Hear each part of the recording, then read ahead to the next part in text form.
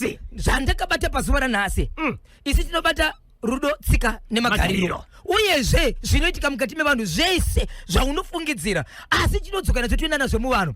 Kana dziri mhosva dzinoparwa nevanhu, dzigodzoka muvanhu, dzigotongwa nevanhu, dzigotaurwa nesu vanhu, tigosara zvakare tiri vanhu. Senhefenyuro yechimuti tikati toita sei tobva taungana nokuti munhefenyuro yechimutika, that's why the whole nation on one station. Ndo mune vanhu vese, right, mabasa ese. Ukada madoctors muno aripo, ukada madzishe muno aripo, ukada makanselors muno aripo, zvese zvirimo munhefenyuro. Ndokusaka iri nhefenyuro evanhu. Ichokwadi muri yeZimbabwe rikanditora mukada wokuti mamukaseiko matima nenyika kwese kwamungave muri ikoko, asi shoko rinotaura pana muri yeZimbabwe ndira kuti dzandakakubatira dzandakagadzira pazuva ranhasi ndine nzvimbo dzandapinda ndiri mukati mekufamba, ndichatanga ndiri mukati menzvimbo yekugokwe mhuri yeZimbabwe kune nyaya iriko. Ndikangoti gokwe unobvunza kuti chovicho mhuri yeZimbabwe. Ndobvapo pagokwe nyaya yababa vane mukadzi akaura akafa mushure mekupiwa doro negirlfriend yavo. Achingopedza kufa kumupiwa doro akati zvandapiwa zvine mushonga izvi mukadzi uyu andipa uyu, ende munhu ana kumira achibva afa. Zvakaitika kumashure ndo zvandinazvo. Kwozoita yeparushinga mhuri yeZimbabwe yemukadzi ane vana 8 akabata pamuviri ndobva aenda kuchipatara kunonyoresa nhumbu. Paakaenda kunonyoresa nhumbu ndobva anyoresa next of kin boyfriend. Hapana chitindo panoda chitindo, hapana chitindo Joshua. Hapana chitindo panoda chitindo, hapana chitindo Joshua. Hapana chitindo panoda chitindo, hapana chitindo Joshua. Po po po rigiti boom. Hey, ndine nyaya mhuri yeZimbabwe chipinge checheche, right, ye ambuya vakashayikwa mugore ra2017. ambuya vane 54 years. Ambuya vanga vane urwere hwekuti vanoita sekunonzi dzimwe dzenguva vanomborasika njere, saka vaitotsvaga bhadhu vakazoshayikwa havana kuonekwa kwavakaenda ndokubva vashayikwa 2017. musi wa 17 February pachibva pafa mwana pamba ipapo, muzukuru wavo mwana wemwanakomana achibva afa. Right, mhuri yeZimbabwe musi wa 9 November isusu ndofunga takatiri kuchiredzi. Musi wa 9 November pamba ipapo pambuya vakafa mwanakomana iye ana mai vake vakashayikwa vaive mugore muna November. Akawanika mwana wake uyo akafa achifamba paruvanzi, ivo vachibva kuchechi iri Sondo. Vari kuona uyu asi mwana wedu vamochiti anenge iye, svikanzi inge akafa wani uyo kusvika padhoo ndokuvhura dhoo achibva apinda mumba. Apinda mumba vakasvika kupinda mumba kusvika nanhasi havana kupinda mumba. Hembe ndo madziri, imba ine 4 rooms, imba ndo madziri imomo. Zvazoitika mukoma KB ndezvekuti vachibva vashivedza mubatsiri kuti hatisi kukwanisa kupinda mumba umu. Takamona muchipinda mwana wedu akafa, isu takamucherera pasi akavigwa. Asi mubatsiri chokwadi akasvika mukoma KB mhuri yeZimbabwe achibva kwese kupinda mumba imomo. Asi mumba makawanikwa munhu akawanikwa, asi mwana uyoyu mune mumwe akawanikwa. tindimurani tsudzurani ichokwadi mhuri yeZimbabwe. Ndapinda ndiri mukati mekufamba mukati mekutsudzura kusvika matima ndose nyika ino, nechange ndiri mukati mekuti vane kudzipfapfaidza. Ndinotaura nyaya senge chiziso mhuri yeZimbabwe ndichikupa ishoko rakaitika mukati menzvimbo yandinoshivedza kuti Bhowera 07 musi wechipiri kumapasitani Manheru vedu wepakapari mukati mekunaya mvura pakaita zvinorwadza kutaura kuno kwatiri kuita mukati menzvimbo iyi. Mwene kana kuti muridzi wemusha wada kutora panguva ino hari mukati mekutambudzika chikonzero zvakaitika zvinorwadza pakanaya mvura yemusi wechipiri mukati Manheru kumapasitani Manheru. Pakaita mheni kana kuti mvura mukoma KB yakakwanisa kurova mombe dzinokwana kuita idzo 5. Matanga maviri ari padhuze but ari munhu mumwe chete, ekuti pane mombe dzakaita sekunonzi ndedzekuti idzo dzekwaamai dzeumai kana kuti nedzake. Matanga dzakanzi dzekwaamai dzakaiswa mudanga radzo, dzake dzikaiswa mudanga radzo, asi kune rimwe danga rakanyorwa 2, rimwe danga rikanyorwa mombe dzinoita 3, dziripo 5 dzikafa nguva imwe chete. Chiitiko chakaitika musi weTuesday kumapasitani Manheru munzvimbo yekubhowera mushure mekunaya mvura yakanga ine mpande kana kuti malighting akawandisa zvakaitika mukati menzvimbo yebhowera. Ndangoita sechiziso mukoma KB, asi nyaya ndoda kutaura panapa ndiye kuti paka mapindira kupi Rushinga Central Province akusikenyero kudhusi nokwana Philip okana Philip Yes. Baba pati nemuri yaZimbabwe ndikandikuzivisei ndichiti pane nyaya yakaitika yemurume anova ndiye aunza nyaya pano ari kuti Zimbabwe mbudzi kuberekera pavanhu hundi nditandirwe imbwa asi kana zvaoma hapana zvekuzoita ndichaona kuti ndosevha mwana here kana kuti inini ndinodyiwa nembwa yashona kuti mwana wandabereka wodyiwa nembwa here kana kuti inini but pandavaiko zvinozviparumana nzombe zvandiri kukumbira ndezvekuti muri yeZimbabwe mundibatsire haisi nyaya yabva muvanhu kana pasaiti kana kuti yabva kumuridzi anove mwene wechiro pamusoro pekuti pane zvazoitika zvakamira sei. Remember ndakuudzai kuti inini nyaya yandoda kutaura panapa ndiye mukadzi akagara pamushe nemurume wake akaita vana nokwenda kuita 7 wechi8 ndobva aita pamuviri pechi8 ndokuenda kunonyoresa kuchipatara zvamagara muchisa zvinoitwa nemadzimai kuti havagariri pamuviri pasingade kuonekwa nemadhokotera ndizvozvo vanonyoresazve munopota uchienda kunoonekwa 2 months kuti mwana akagara sei 3 months zvakanaka here 4 months kusvikira mwana aita sei 5 azvarwa yebo mukadzi paakabva pamba akagadzirirwa mari nababa vemusha samai Isabel kuti bhosho mukadzi kana azvitakura ari pamba pangu iobvious igaroziva kuti pamwiri ndepangu nekuti ndine muridzi womukadzi asi pane zvanga zvaitika amai vanga vambovaita utsotsi ndokubuda ndokumbundosangana nana Jonzo vakomana vekunze kureva kuti anga kusangana nomwe mukwasha dondo munhu asingazika nokumba kwawo ndokubva bata pamuviri amai pavakaenda kunonyoresa havana kunonyoreswa uko ndofunga madzimai munopupura kuti unotonyoresa usere murume wakozve ndizvozvo ndo babazve next of kin ka pakadzi next of kin amai vachibva vanyoresa boyfriend yavari kuziva kuti ndiye muridzi wenhumbu. Inzwai namba yevana nhumbu yechi8 vatiwe guguka vatiwe mbuya yevana kwakuchinyoresa zita next of kin akaiswa ipapo iboyfriend ndokubva vasogara pasi ndokuwirirana nechikomba kana chakatibvisa nhumbu here mukati mekubvisa paipai amai aenda kuchipatara varwara svika mukadzi ndobva afa foni ndobva yabatwa panext of kin pakadhizve pana poshos asi mukadzi ndiwaredadi makadiwa bhosho tinokuzivisai tine urombo sokuuya kwaita mudzimai unyangane pamuviri kunoku handiti muri kuziva kuti vaiva vachirwara tine urombo vashaika zvikanzi matani zvikanzi mudzimai wenyu zvikanzi aiwa ndiri chikomba ini handisiri muridzi womukadzini shoko rasvika razoendesa kumuridzi womukadzi anosvika kuchipatara ndobva ziviswa nyaya iya kuti ndizooneka isusu tafonera panhamba idzi nokuti takachiti zvikanzi ko zita rezonyoreswa kuno kusei kuita kuti ndiyakari muridzi wenhumbi hakuna tezvera nemukwasha vasangana nyaya yakutaurwa iyi hama dzemurume wemuridzi womukadzi akati ainini guys handikwanisi kumira parufu rwomukadzi uyu ona zita riri apa iri kureva kuti ndaitiswa dzimuri dzenguva pamwe vane kumashure zvakare pamwe ndive chikomba zvakare handichazivi hongu tamuwana panyaya iyi but handizivi kubva kumashure ini handichakwanisi maiwo ukama vakati but tinoti vana vandevani vana vandevedu saka tiri kuti isusu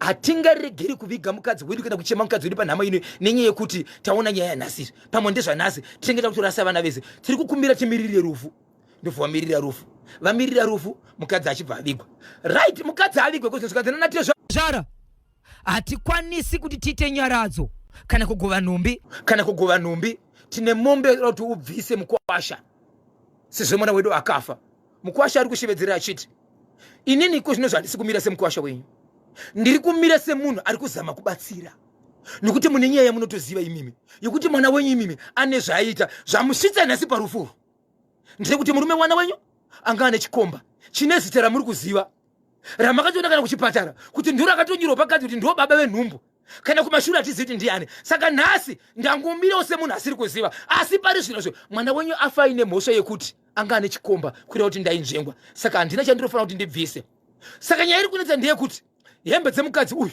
dziri kumba kwemurume waigara naye nyaradzo haisati yaitwa vana tezvora kuti une mombe dzaunofanira kuti ubvise titenge kuita nyaradzo mukwasha ari kuti ndini ndiri kuomeswa pachinhu chakauya chisina kukonzereswa neni asi mwana wavaiziva kuti ane chikomba ende ndizvamuuraya iniwo ndisida kubvisa zvandiri kutoda natezvara ndizvo here ko zviri kutoda natezvara ndizvo here kana kuti taifanira kungosangana pakati kuti nezvaaita unzenza wake mwana wenyu uyu ngatingosangana tivige mwana wedu hapachina mhosva dziri pakati pedu tese tobva taenderera mberi inini mhosva dzandiri kubviswa idzi ndezvei ini mwana wawo afa aine signature yechikomba mumba mangu saka munhu aunza nyaya murume muridzi wemukadzi wacho chaiye anoti ndiye ndaona pakadhi remukadzi wangu pamimba yangu inini pana next of kin chikomba chakambobvunzwa here pamusoro pezita rakaonekwa pakadhi? No, havana kubvunza nezvazvo. Mukwaburuma anotaura nezvazvo kuti takambobvunza zvichikomba. Aiwa, vari kuti kwatakasvika kuchipatara tafonera munhu kwemimi makuuye mimi tinomwana kuti anombofonera isusu kadhi vakutoriratidza kuti unoti kadhi ritori nemwe munhu rinetori nesita remwe munhu asi vasati vapinda mudariro nayo. Vana tezvara vari kudei kubva kumukuwasha? Kwanzi vari kuda mombe. Yei ipapo iri kunzi unofanira kuti ubvise mombe tizonoita manyaradzo nekugova nhumbi. Apo nhumbi dzichiri kumba kwemurume uyu. Apo mukadzi uyu afa aine zita remwe munhu riri pamunhumbu. Asi musi wechipiri chinotapira kuti tapi 19 November 2024 papa Isabel tinhimurani chinango. Ichokwadi ndiyasima paka chipinge Hey hanzi kudikwa chipinge. Pachipinge mkoma kebi pane nyaya yakaitika kuti kuna mbuya vakashayika muna February. Vashayikwa muna February. Kushayikwa kudisappear kana kudisappear kunzi avashaonekwe mbuya ava vanga vaine makore kana kuti ayo 62 years kana singakanganisi. Mbuya ava vaimboita senge vanomborwara dzimwe dzenguva nenjere. Saka vaigara vachichengetedzwa zvokuti kana vakabuda vakasaonekwa vanotsvagwa kuzonzi vaonekwa kakati mudzimba yamasikana vaonekwa poonekwa pamba. Zvasizoitika mukoma KB ndezvekudai mbuya ava vasati vawanikwa pane mwana sikana ane 13 years akashayikwa akashayika kufa musi wa 9 November. Ndobva ashayikwa haana kuonekwa musi wa 9 November ndobva mwana achitowanikwa atofa mwana achibva atovigwa. Right, nyaya iripo mukoma KB musi wa Thursday last week baba vepamba apa panova ndio pari kugara amai vaya vakashayika mwana wavo anove ndiye mukomana ana amai vakashayikwa vasiri kuonekwa anove zvakare ndiye ane mwana ane 13 years akafa achibva kuchechi yange iri akari kwatiba kubva kuchechi achitofamba kusvika paruvanzi kumapasi 5 dzekumanheru akabva aona mwanasikana wake akafa uyoyo achifamba ari mberi kwake achienda kumberi. So vanhu vakataka kupikisana vakati imi muri kumboona sei mwana ari kumberi uyu kundianiko munhu uyu? Vanhu kusvika vese vati ndinenge unenge asi nenge aitaurwa ndiye mwanasikana wababa vakafa. Kusvika vanhu vese vagutsikana kuti munhu uyu ndiye uyu. Zvadaro mukoma KB mwana uyu haana kumira kusvika kuenda padhoo makizi ndo anga anawo kusvika achingovhura dhoo ndokubva apinda mumba. Apinda mumba vabereki vakasvika kupinda mumba akati muchapindika iromo ndokuita mazuva mukoma KB vasingapinda mumba. 3 days dzapera idzi ndopa vakatsvaga mubatsiri vachiti veduwe hapana chivindi chatingaita kuti tingapinda mumba matiri kuona kuti mwana wedu akafa tikamuviga. Ini kupupura kwandinoita panapa ndiri kuti mwana wangu handichandikabata hapana chandiroziva asi zvakauma kuvingwa nemunhu akafa angave mudzimai wangu mwana wangu kana friend yangu asi kana munhu atongofa chete zvikanetsa kuti asangane kuda kukukwasisa unotovhunduka kunyange kurota chaiko unotofamba uchitovhunza kuti veduwe ndiri kurota munhu akafa saka ndamuona nemaziso angu akapinda mumba mangu imba yandiri kushandisa. Vanhu vakatora mazuva asingapinde mumbamo apo ndo manga mune chikafu apa mumba umu ndo mune hembe dzekupfeka vana kuchikoro vangasainde chikonzero ndo mune mune zvese nekuti imba iyi form rooms. Right. Mwana akashayika uyu nematambudziko anga akura sei? Anga ne 13 years. 13 years. Ari mwanai? Ari mwanasikana. Akarwara here. Mwana akatorwara zvikuita mazuva zviya zvikuti marwere acho ndikuti vanhu vakangozvishamisika kuti mwana hongu urwere hwawo but urwere hwakadai so ungasvika here pakutora munhu kuti munhu anongoti musoro flu munhu akutodi akutofa. Zvadaro chivatsvaga mubatsiri paka yakaseka zvikanzi panapa pane nyaya yandiri kuona. Nyaya yandiri kuona panapa ndeyekuti kushayika kwakaita mwanasikana uyu ane munhu akanga achimbinga chimushandisa kubva kumashure. Asi munhu akanga achimushandisa uyu iye pachake anga ari murwerewo akazorwara munhu uyu ambotanga kushandisa mwana uyu ari soba anga ari right muupenyu hwake munhu anga kanaka ndo ane mishonga yaishandisa ndokubva ashandisira mwana uyu ari pakati pekuti asati apedza kushandisa mishonga iyi atoisa mwana mumhepo mwana munhu yakabva taka kurwara iye kuti azoshandisa mishonga yake angasakwanisi because anga kuti sei anga kurwara wanike ndamai vaya vanouya gogo vaya mbuya vake. Saka mwana uyu iko zvino zviafa amai ava kushayika kwavakaita yange iri nyaya yekuti mishonga yawo ndo yakaita kuti mwana uyu afe ende ndo yakaita kuti ivo vashayikwe panapa nekuti mishonga vanga vaikanganisa. Saka amai ava kuti vadzoke panopamba vaikwanisa kudzoka badzi kana mwana aisipo pano zvekuti kunyanga dai mwana uyu makamutora maiziva makamubvisa panopamba kumuendesa kune imwe nzvimbo mbuya vaidzoka pano. Saka mbuya vapenyu mbuya kwavakaenda vana kufa but mhepo nemushoko yavakaita ndo yaivakonesa kusvika panapa. Mashoko ari kutaurwa nemubatsiri. Zvikanzi regai ndikuzivise chishamiso chamuchaona pano. Makasvika kupinda mumbaumo muchiti mapinda mwana akafa. Asi zvamuchaona mumbaumo ndo zvichakushamisai. Asi andinoda kukuudzai zvamuri kunoona mumbaumo wangu mwana makamushaya wangu makachema kare mwana akafa. Asi zvamuchaona mumbaumo muchapinda mumbaumo but muchafara zvakare zvamuchaona mumbaumo asi makaona muchipinda mwana akafa. Vanhu vakati tokufara nei isi tiona mwana akapinda mumbaumo akafa. Vakaganwa nyaya yekuti amai vakashayikwa vatori bhizi kwatsvaga zvakare. Ndokubva vaita 2 days achiita zvaari kuita mukoma kepi achiita zvaari kuita zvikanzi right ndiri kukumbira nonzi ndiye mwana mudiki wepanopamba asi ari muzukuru kwete mwana wepano ndiri kukumbira kuti aite sei apinde mumbaumo. So paka paine mwanasikana umwe akaita zvokumitiswa akaenda kumurume kumwe waari kugara naye vasiri baba vemwana uyu mwana wacho ari kugara pamba ipopo zvikanzi ngaapinde mumbaumo. Mwana iyeye kana apinda mumba imomo toda kuti azoita zvokutishadza achishevedza munhu zita rake nezita rake rokuberekwa achimupinza mumba imomo kusanganisira neni mubatsiri mupe zita rangu azotishedza mazita 1 chipinda mumba imomo taa mumba imomo muchaona munhu ari mumba imomo. Umwe muning'ina wemwanasikana anova ndiye muning'ina wemunhu ane mwana uyoyo. Mwana atombopinda akati no budisai mwana wasisi wangu budisai mwana wasisi wangu. Hama dzise dzikati aiwazvo tiri kuita nyaya iri panapa oneka vanhu vasogara mumbaumo tinoda kubatsirwa muda kuti vanhu vagare panzeri.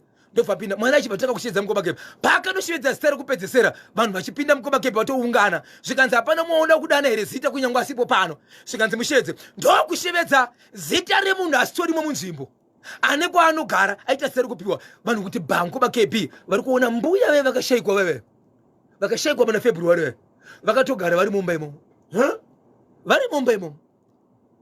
Ndo pavakaudzwa kuti pose pamanga muchiona mwana uyu anga asiri mwana uyu vanga vari mai ava but amai ava ndo vane chokuita pakufa nekurwara kwakaita mwana uyu kusvika afa. Asi ivo badzi vangasisakwanisi chikonzero vakazorwara vari pakati pekushandisa mishonga iyi vasati vapedza kuiita saka vanga kukanganisika. Saka mbuya ava musambovashikana kuita sei ndo mai venyu ava ndo chaivo chaivo ende urwere hwavo vachiri nawo muchahuona muripo. Asi kana muchizoda kurapwa kwavo mozotitsvaga makuita zvekurapwa kwamamai kutaura kuti amai varipo pamba ipapo varipo ipapo ende ndiri mukati mekutaura nababa nefamily mukoma kepi vari kuti pamba apa vasitorota zvemwana uyu kana kumuona zvakare vari kungoona mbuya ndiwo varipo varutovapa chikafu vachigara ipapo ende vakatoisirwa munhu anotovachengeta kuti vasaite zvokubuda-buda kuti vanogona kuzoita sefuti vanogona kuzoshayikwa. Asi mubatsiri ari kuti havachashayikwi chikonzero mhepo yemwana ndiofanira kuti bviswe mai ava ndovane chokuita nekufa kwakaita sei kwakaita mwana kwakaita muzukuru. Kubva February kusvika izvozvi vanga vachidya imbuya ava amene kuti vanga avatoziti vanga vari kupi ende kuoneka kwavakaita kapaka muchitaura nawo vanongotaurawo semunhu ari kungorwarawo so zvaakangoenda ari ndo zvaari. Okay, tambata ari parunhare mangwanani makadiniko tete? Asimba makadiyo. Tinosimba tiri live pa National FM radio mungasangana nemhuri yeZimbabwe remuchivaudza kuti chii chakaitika muchiitiko chakaitika mukugara kwenyu. Ndinokumuresa mhuri yeZimbabwe ndinotsvagawo rubatsiro. Ndine dambudziko riri kuitika mukati meupenyu hwangu. Kubva pandakakura ndisina baba ndichichengetwa nastepfather kusvikira pandakazouya ndikatorwa negudo pamba pandandakaroorwa. Musi wandanga ndauya kuzobvisirwa mombe yekupedzisira kuti ndichipedza kuroorwa gudo rakabva rasvika rikanditora rikandiendesa kumusha kwangu kunonzi kwababa. Ndakakura ndichigara namai vangu kumba kwamai vangu nokuti baba vanga vakaroora mai vangu stepfather ivavo vanga vasiyana nokuda kwenhau yangu ndo zviri kutaura isi. Asi pakazoshaika mama ndakazoenda kunogara nastepfather nokuti ndokwanga kune vamwe vana vamai vangu ini ndaiziva kuti ndo baba ndakangokura ndiziva kuti ndo baba. Ndikawanikwa ndichibva pamba pastepfather ipapo ndichienda kumurume. Pandakasvika kumurume pandakabvisigwa ndo pakatanga matambudziko ose iwawo. Ini ndanga ndisingazivi kuti kune vamwe baba vasiri apa. Kusvika gudo rauya rikati mwana uyu amuri kushedza muchiti nhingi haasiwo muchupu wake ndeuyu. Gudo riya rikatora rikaenda neni. Baba vaya vakasvika vakabvuma zvikanzi ndini baba vako ava kugara navavo havasi baba vako. Baba vaya vakanyora tsamba vakati murume ngaende anoripota kwaanoda ini mwana wangu ndotora. Baba vaya vakasvika vakanyora ndikavapa tsamba iya tikabva tikaenda kwamambo. mambo vakasvaka kuonewa kutonga nyaya iyi handisi kuziva kuti mishonga yacho here nokuti patakati tichisvika pamambo baba vaya vakatora banga vakarovera pageti vakati inini asi mwana wangu ndoenda naye handimsii pano. Tikapinda mamambo muya vana mambo vakasvika vakawahope vakavata pavakapetuka vakamuka vakati endai kudna kana kuti pamagaya ipa munhu mwana wakewo nyaya yenyu yachonge chakutaura nyaya yenyu kana mubva kwamagaya.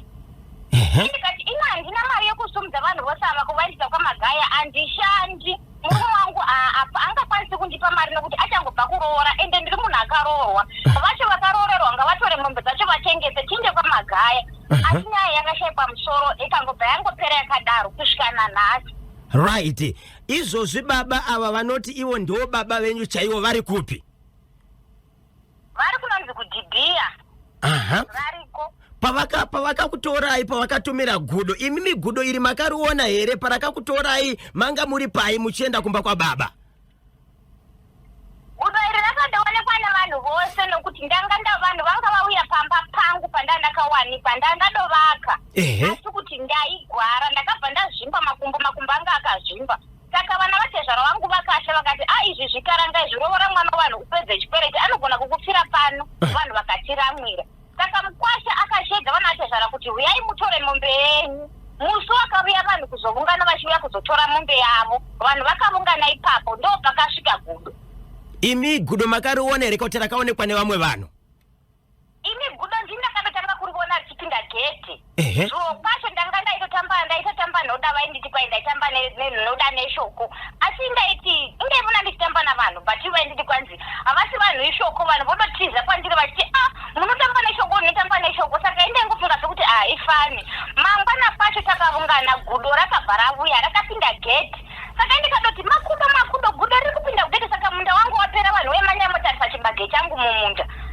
Munda mukatunga munhu kunotarisa kuwanikwa kuti hakuna makudo mumunda. Achidzoka munhu yando pakawana gudo riya ragara padanda raivezekwa pamba. Right. Ragara padanda rakaita sei gudo? Rakadombera richiti tisvikewo pano musatiza garai vanhu vose musatiza. Saka vanhu vose vakabva vatiza vachienda kunoenda sei pavatezvara vangu. Vatezvara vangu anga ari munhu wechivanhu vanoshandisa zvechivanhu. Ndo vakati musatiza svikai murambwe svikai. Gudo riya rikaombera rikagara pasi rikati ndini nhingi ndatumwa nanhingi ndauya kuzotora mwana wangu. Zvikanzi mwana wako ndiani? Zvikanzi mwana wangu ndinhingi. Zvitara muno mudana naro iri rokumuti nhingi harisiro zita rake ndinhingi mutupo wake ndinhingi wakazvabva gore rakati ndi mwana wangu ndauya kuzotora nhasi handimsii. Endi zuva rakataurwa kuti gore rakataurwa iroro ndakabva ndatongowa musoro ndikawadzungu ndikatodonha. Asi ndakanopepuka ndavakumusha kwemudhara ivavo. Aiwa sisi wangu musati mapepuka kuenda ikoko. Gudo iri pane zvarakabuditsa here zvinoratidza kuti ichokwadi muri vana veko kwaranga rabva? Rakandobudisa pikicha. Gudo ranga rine chikwama changa chakaremberera muhuro musvika kumazamu ranga rakakurosa kudai. Asi rakabudisa mupikicha wababa ivavo namai vangu. Baba vanga vakandisimudza. Asi pikicha iri vakatoreba like maita semugomo. Asi izvezvi ndikavabvunza kuti pikicha iri ndakatiribva mugomo svikaita torana namai vako musi wakazvabva ndakakutumidzira zita mugomo mawaida kudyiwa nemo. Mai vako vatiza murume uya havavanzi. Nekuda kwenguva dzedu ngatidaiso pamakasvika kumba kwababa vakataura kuti matambudziko ese amuri kusangana nawo ndiwo vaimakonzera ende anga apera nokuti manga madzoka mumusha. Saka izvozvi dambudziko nderei?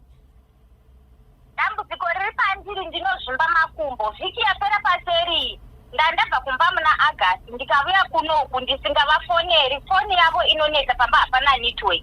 Ndakavuya makumbo akazvimba kuita matanda kudai kana kubasa ndanga ndisingaindi. Ndikaona kuti zvinhu zviya zvatanga zvegore riya regai ndidzokere kumusha. Pandakadzokera kumusha vakasvika vakanditi ini ndakafunga sekuti kuda vanhu vanouraya mwana wangu nokuti foni yanga isingapindi ndikatuma vakomana kuti ndai munotora muve naye. Ivo handina kuziva kuti vakauya vakasumudza sei. Asa musi muZimbabwe. Kuti ine ndichizvimba makumbo aya baba ndimwaizvita zvemakumbo izvi nokuti makumbo aya ndakati ndisvika muBhaiti bridge mubhodha akabva akweva kupora kuita sokuti ndainyepa kusiwa makumbo. Ya, pari zvino amusi muZimbabwe pane kwamuri kugara. Ndizive kuti nhungu inobata ichiti kudii ndodini kana kuti ndirutse vangu zuva rimwe ndingodarikira mwedzi umwe kuti ndii ndabata nhumbu handizivi chinoi nhumbu asi ndava ne35 years ndina sisi vangu vane 42 years mwana wavo haana kana kumbobata nhumbu kana musumwe. Murume anga akakuroorai ari kupi? Takatosiyana ari kunzi ari kuMpumalanga handisisina connection naye akatoroora umwe mukadzi vatori nevana vadova kwenzi 2 years. Akakusiyai nokuda kwenyaya yegudo iyi? Nokuda kwenyaya yemagudo bhozi baba vangu vakaudza vakwasha kuti wangu mwana haasati wawanikwa ndipei mwana wangu mukaramba naye muchazvibona. Vakanditi tichakwanisi kugara newe kana zvakadai ndobva ndatakura mabhega angu ndikaenda. Saka izvozvi muri kunyika ipi? Ndiri kuSouth Africa. Ndiko kwamuri kushanda ikoko? Ndokwandiri kushanda. Endi muri kuti kana muri pabasa mukangopfimbwa chete basa robva rapera? Ndikangodanana nomunhu chete ndotosuspendwa pabasa kana kuuya matsotsi pabasa wodouya woti inini ndindashedza matsotsi ndine connection yodoita nyaya dzamapurisa yododini asi ndikangomuramba chero nyaya ichipisa yodoi yapera ina handimo munyaya iyoyo. Hey, alright, ndoziva kuti ndikatomanikidza kupinda nababa yavo mumba kuti tiitevo kuti ndiri munhu wanodaro pakufamba ndinopinda mba muya kungopinda mbangovhara baba vaya ndichavarova zvokuti nyange voga vachashava kuti ishavi rabuda here kana kuti kuziva kuti munenge makutorova murume. Ndotomurova chaiko handidi kana kubahwa nyangwe tikavharana mba handidi kana kubahwa. Munenge muchimurova nei? Namavoko chaiwo. Zvibhakera? Chero mbama chero zvibhakera kana kusundidzira kurovera chero kumadziro. Alright, munobatika sei kune avo vakateerera varoda kukubatsirai vanokubatai sei? Namba dzangu dzeWhatsApp dzinoti 074 813 2894. Mungadzokorere zvakare katatu? 074 813 2894. Futi 074 813 2894. ndedze WhatsApp idzi? Ndedze WhatsApp vanoisa South African code. Alright. Saka mashoko amungada kusire mhuri yeZimbabwe ndeyekuti kudini? Mashoko andingasira mhuri yeZimbabwe ndinoti kana pane akazvipirawo angakwanisa kundibatsira dambudziko randinaro ndinokumbirawo rubatsiro. Chero achida kubhadharwa ake ndinobhadhara ndingasacrifice ndikabhadhara kuti dambudziko riri pandiri ndivewo mukadzi ndikwanisewo kubata mwana ndikwanisewo kuvakawo musha zvinoita vamwe vanana. Izvozvi muri kutaura here nababa kumusha kuitira kuti musarware musazvimbe makumbo futi nokuti mukangonyarara chete vanofunga kuti pamwe maenda? Ndakandobva kuvatumira mbeu serazura. Vakati kudini? Vakadoti vakadonditi kana usifoni kana wasvika usifoni unodzoka panetsoka unotokona kuti wonditengera mbeu. Ndakati ndingosvika ndikatsvaga mari ndikatumira mbeu. Saka vari kufara baba? Zvinoratidza kuti vari kufara handina problem navo panguva ino asi problem ineni nekuti handisi mukadzi. Aiwa, tinoshuvira kuti muchaona vanobatsira endi ticharamba tichikubatai tichinzwa kuti zvinenge zvakamira sei tete.